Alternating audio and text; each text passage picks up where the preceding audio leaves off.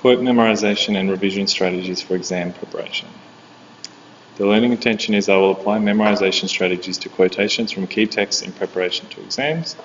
The success criteria is I will be able to narrow down the 6 strategies to those that I'm most able to use effectively and that connect with me personally. So I'm going to provide 6 strategies here. Your job is to pick the 1, 2 or 3 depending on how many you prefer and use those, as well as a video on the quotes or a list of quotes that you've got, to memorise the quotes in preparation for recalling them during your written exam. The strategies are songs, acronyms, rote repetition, narrative imagery, and memory palace. Basically, the brain works best when it's making associations between different things and connecting what it already knows with the new things being explained or being understood. And each of these strategies tap into different sections of the brain and get different parts working and make different types of associations for you to use, which you will hopefully then be able to memorise the information and make the association. If you can't remember the key quote, perhaps the association will remind you or connect you back into what you were hoping to remember during the exam. So songs, I'll take you through the benefits and then I'll sort of talk you through an example. So the benefits of songs is it builds on existing knowledge, and if it's a catchy song, hopefully it's sort of a well-worn pathway in the sense that you're really familiar with the song. The drawbacks are you may only remember the song's original lyrics, and only quotes with a nice rhythm or with a lyric quality will really be suitable for this. Shakespeare is usually pretty good for a song analysis or a song comparison, a song connection. And it's good for people who like catchy poppy songs, anyone who has a musical background or likes musicals as an art form, or anyone who likes lyrics and memorising songs. So for example, the quote I was using here is "There's no gene for fate," and I put that to the theme song of "It's a Hard Knock Life," which is from Annie, but for me it's most memorable as the Jay-Z song. So it would be "There's no gene for fate for us," and then that forever will be stuck in my head or connected in my head, which in an exam I could remember. You need to remember a Jay-Z song or an Annie song depending on who I am, and then that would remind me the rhythm, which would then link to the second quote I've got here is "I don't know who you are, I'm the same person I was yesterday," which to me reminded me of Jay-Z's public service announcement when he says "you was who you was before you got here." So to me that's an association, and I could draw the connection between those two because they're both very similar in message. The benefits are they work best for short quotes and where the acronym makes a meaningful word. This is not very common for most quotes, but you can try it out and see if it fits for you or if it makes sense for you. Drawback is of course not ideal for long quotes, and you'll probably want to just do the key words rather than every word in a quote. But it's good for people who are able to recall words easily and who like acronyms and that sort of logical thinking. The quote is "Consider God's handiwork, who can straighten what he hath made crooked." So for me, if you did every word, that'd be CGHWCSWHHHMC, or just the keywords would be CGHSWMC. So to me that doesn't make much sense as an acronym, but it doesn't work very well. So this isn't great for me. Rote repetition, there's 4 different methods within this, but the benefits are it's easier to understand and complete. The drawbacks is it can be time consuming depending which form you pick, and it's good for students who learn through doing and repetition. So the first form is just you write it out over and over again, and then in theory you would then walk into the exam and be able to reproduce the exact quote just as you had done 10, 20, 15 times depending on how often you had done it. Method 2 is audio recall. So for this you're just going to record yourself reading out the quote or performing the quote or putting on an accent for the quote or whatever you think will help you to recall it, and then you'll just play that back to yourself in ideally every couple of days leading up into the exam, or just worst case scenario just before you walk into the exam. Number 3 is digital audio dictation. So for this you're just going to type them out and get your phone to read it aloud to you, and I'll show you how to set that up on your phone in a short video here. And then 4 is just write and check. So you're going to write it out, turn it over, write it out, turn it over, check how accurate you are based on the actual copy. So you'd probably want a printout of the actual quotes, and then put a piece of paper that's not translucent or transparent so you cannot see through it. Write out the quote, lift it up, see how accurate you were for the actual quote. keep in mind for an exam you don't need to be word perfect for the quote, but you need to, if it's completely wrong or completely made up, obviously the teacher will not be familiar with it and you won't get the marks for that.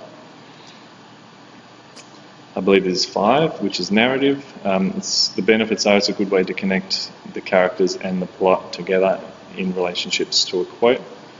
Drawbacks is it can require additional information to recall rather than the original plot, so you might remember the narrative you've made up rather than the narrative of the actual text you're studying. It's good for students who like stories and narratives. So the quote is, is the only way you can succeed to see me fail. So I've just drawn that as the only way as a sign, which makes it a little bit more graphic to me.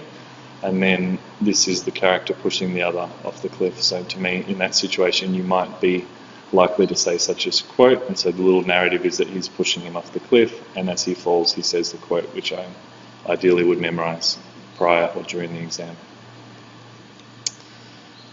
Imagery, my apologies, this is number 5. So imagery is good for visual learners and artistic students. Personally, I have a pretty good visual recall, so this is one of the ones I would use. The drawbacks is it takes time to sketch and draw and often does not connect to other concepts and ideas for retrieval. So you'll only remember that quote and that picture and not really how it relates to other things. It's good for people who have good for quotes that have symbolic language or imagery built in, and for people who are visual learners, art students, that sort of thing. So the quote on the left is "He always beats me," and he's referring to Algernon the mouse. So here Algernon the mouse is muscly and he's actually whipping Charlie. And then I've got, the quote is, "I'll give you 100% and that'll get you half the way." So I've drawn a battery charged to 100% and then it fitting within a remote and only getting halfway to, obviously it needs to actually work. And this is the most complicated one. It's called the memory palace.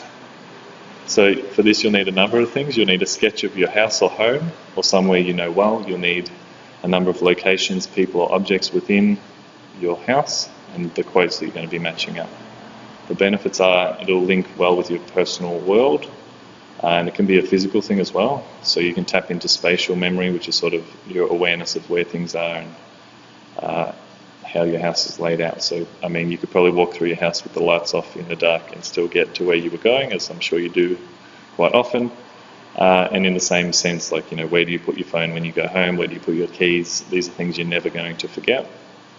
So you're trying to connect the quotes, which you may forget, with things that you almost never forget. So that's the association we're trying to connect here. The drawbacks is it adds another layer of mental work to your memorisation. So you're not just memorising the quote, you're also memorising parts of your house which presumably you already know, but also a pathway through your home. So that's another layer on top of that.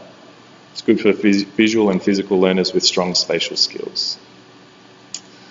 So first thing, select some quotes. You probably want 4 for each text, but of course you can get more than that if you want.